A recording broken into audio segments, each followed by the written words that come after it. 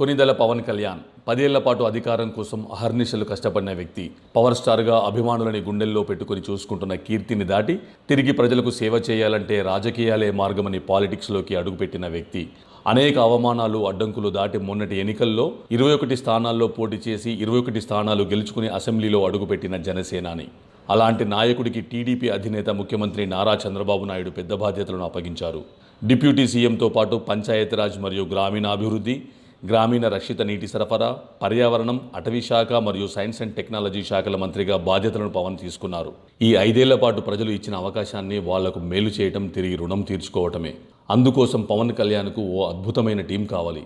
ప్రత్యేకించి పవన్ పాలనలో ఆయన అనుకున్న లక్ష్యాలను నెరవేర్చడానికి సివిల్ సర్వెంట్స్ అధికారులుగా ఉండడం అవసరం. RRR సినిమాలో ఓ డైలాగ్ ఉంటుంది, యుద్ధాన్ని వెతుక్కుంటూ ఆయుధాలు వాటంతటా అవే వస్తాయని. అలా ఓ ఆయుధం యుద్ధాన్ని వెతుక్కుంటూ కేరళ నుంచి ఏపీకి వస్తున్నట్లు సమాచారం. ఆయన పేరే మైలవరపు కృష్ణతేజ. పల్నాడు జిల్లా చిలకలూరుపేటకు చెందిన కృష్ణతేజ కేరళ క్యాడర్ ఐఏఎస్ అధికారి. ఈయన ప్రస్తుతం కేరళలోని త్రిశూర్ జిల్లా కలెక్టర్.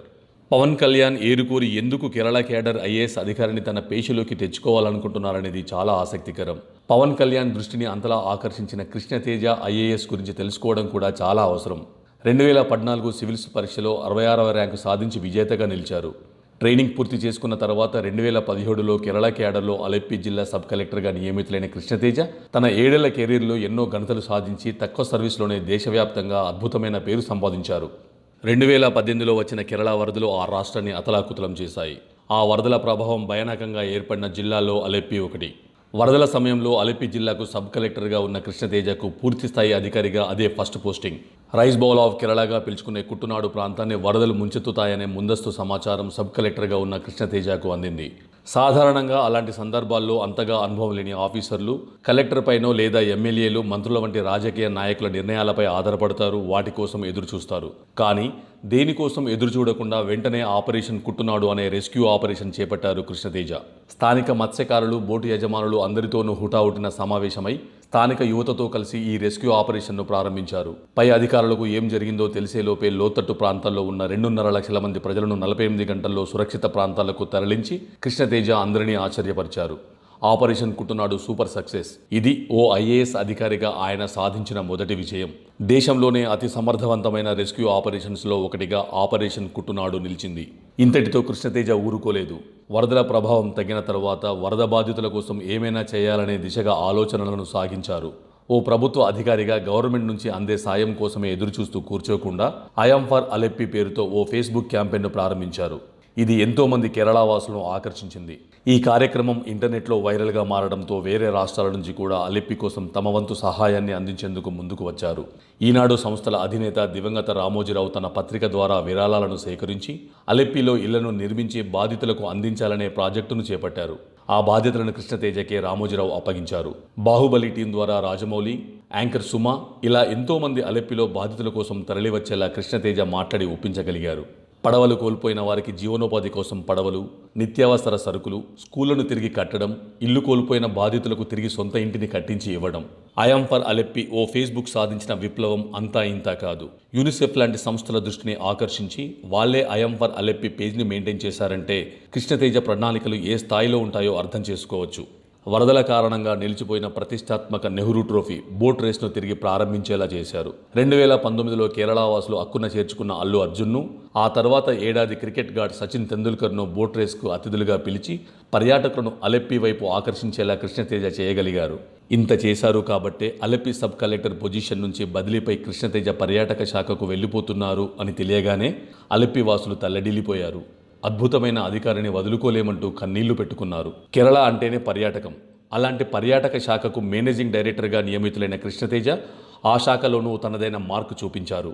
మిషన్ ఫేజ్ లిఫ్ట్ పేరుతో పర్యాటకులను ఆకర్షించేలా పాడుబడిపోయిన టూరిజం హోటళ్లను మోడర్నైజ్ చేయించారు కృష్ణతేజ.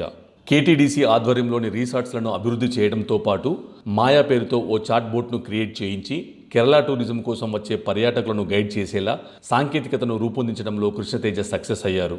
క్యారవాన్ కేరళ పేరుతో ఓ చిన్న క్యారివాన్ను అద్దెకు తీసుకుని కేరళలో మీకు నచ్చిన ప్రాంతానికి మీ కుటుంబంతో సహా తిరిగిరండి అంటూ ఆయన తీసుకొచ్చిన మరో ఆలోచన కేరళ టూరిజంలో విప్లవాత్మకమైన మార్పులను తీసుకొచ్చింది. ఇదే సమయంలో కరోనా విలయం కేరళను చుట్టేయడంతో ప్రజలకు మరింత సేవలను అందించాలనే ఉద్దేశంతో కేరళ ప్రభుత్వం కృష్ణతేజను civil supplies corporation limited general మేనేజర్గా నియమించింది. అంతటి కల్లోల విపత్తులోనూ ప్రజలు ఆకలితో పస్తులు ఉండకుండా ప్రతి ఇంటికి ఫుడ్ కిట్ మరియు నిత్యావసరాల కిట్లను అందించేలా కృష్ణతేజ రూపొందించిన రూట్ మ్యాప్ కేరళ మొత్తం ఆయన పనితీరును మరోసారి వార్తల్లో నిలిచేలా చేసింది. ఆ తరువాత తనకు ఎంతగానో పేరు తెచ్చిపెట్టిన అలెప్పి జిల్లాకే కలెక్టర్గా నియమితులయ్యారు కృష్ణతేజ. కేరళలోని అలెప్పి జిల్లాలో ప్రవహిస్తున్న వెంబనాడు సరస్సు, క్యాపికో రిసార్టు పేరు తెలియని వాళ్ళుండరు. అంత విలాసవంతమైన రిసార్ట్ అది. సామాన్యులకు అసలు నో ఎంట్రీ. ఒక్క రాత్రి అక్కడ గడపాలంటే 55,000 రూపాయలు. 3 ఎకరాల దీవిలో కట్టుకుంటామని ఎలాగోలా అనుమతులు తెచ్చుకున్నారు. అడిగేవాడేవాడని మరికొంత భూమిని కబ్జా చేసి 10 ఎకరాల్లో నిర్మించుకున్నారు. ఇదేంటని ప్రశ్నించిన అమాయక మత్స్యకారులను తొక్కిపడేశారు. కానీ ఓ 5 కుర్రాళ్ళు మాత్రం తగ్గలేదు. కోర్టుల చుట్టూ తిరిగారు. వాళ్ళకి మరింత మంది ప్రకృతి ప్రేమికులు తోడై న్యాయస్థానం అనుమతులు తెచ్చుకున్నారు. కానీ వాటిని అమలు చేసే అధికారి ఎవడని ఆ రిసార్ట్ మాఫియా ధీమా. అక్కడ ఉన్నది కలెక్టర్ కృష్ణతేజ. 2018లో వరదలు వచ్చినప్పుడు అదే అలెప్పిలో అణువణువు తిరిగిన వ్యక్తి. ఆయన చేతిలో సుప్రీంకోర్టు ఆర్డర్స్ ఉంటే ఇంకెవడికి భయపడాలి అన్నట్లు కృష్ణతేజ వ్యవహరించారు. ఒక్క పైసా కూడా ప్రజల ఖర్చు లేకుండా మొత్తం ఓనర్లతోనే డబ్బు కక్కించి కళ్ళు చెదిరిపోయే రీతిలో కట్టిన 54 విలాసవంతమైన విల్లాలు కుప్పకూలేలా చేసి అలెప్పిలో రిసార్ట్ మాఫియాను తరిమికొట్టారు కృష్ణతేజ. కోవిడ్ కారణంగా తల్లిదండ్రులను కోల్పోయిన పిల్లలకు సెలబ్రిటీల ద్వారా చదువుకు సాయం అందించి అక్కడి పిల్లలకు కలెక్టర్ మామన్గా పేరు తెచ్చుకున్నారు. ఎంతమంది చిన్నారులు కృష్ణతేజ బొమ్మలు గీసి ఆయనకే ప్రజెంట్ చేశారో లెక్కనే లేదు. అక్కడ పిల్లల దృష్టిలో ఆయన హీరో, ప్రజల దృష్టిలో సమర్థవంతమైన అధికారి, వీఐపీ అంటూ ఓటరుకు పట్టం కడుతూ ఇటీవలే ఆయన అక్కడ ఆర్ఓగా నిర్వహించిన ఎన్నికలు కేంద్ర ఎన్నికల సంఘం ప్రశంసలు అందుకున్నాయి. చిన్నారుల సంక్షేమం కోసం ఆయన పడుతున్న తపనకి కేంద్రం నుంచి బాలల హక్కుల పరిరక్షణ అవార్డు దక్కేలా చేసింది. ఇవన్నీ గమనించిన పవన్ కళ్యాణ్ ఇలాంటి అధికారి తన పేషిలో ఉండాలని నిర్ణయించుకున్నారు. ఇప్పటికే ఆ ఇద్దరి మధ్య జరిగిన చర్చల్లో దీనిపై ఓ నిర్ణయానికి వచ్చి ముఖ్యమంత్రి చంద్రబాబును సైతం ఆ ఇద్దరు కలిశారు. కృష్ణతేజను డిప్యూటేషన్పై పంపాలని చంద్రబాబు కేంద్రానికి కూడా లేఖ రాశారు. డిప్యూటేషన్పై ఏపీకి వచ్చి పవన్ కళ్యాణ్ పేషిలో కృష్ణతేజ బాధ్యతలు చేపట్టే అవకాశాలే కనిపిస్తున్నాయి. నికార్సైన, నిజాయితీ, ప్రజలకు సేవ చేయాలనే తపన ఉన్న అధికారులు తన పేషిలో ఉంటే ప్రజలకు మరింత సమర్థవంతంగా సేవలు అందించవచ్చనే పవన్ ఆశయానికి తోడుగా ఇప్పుడు కృష్ణతేజ లాంటి అధికారి తోడు అవనున్నారని సచివాలయ వర్గాలు మాట్లాడుకుంటున్నాయి.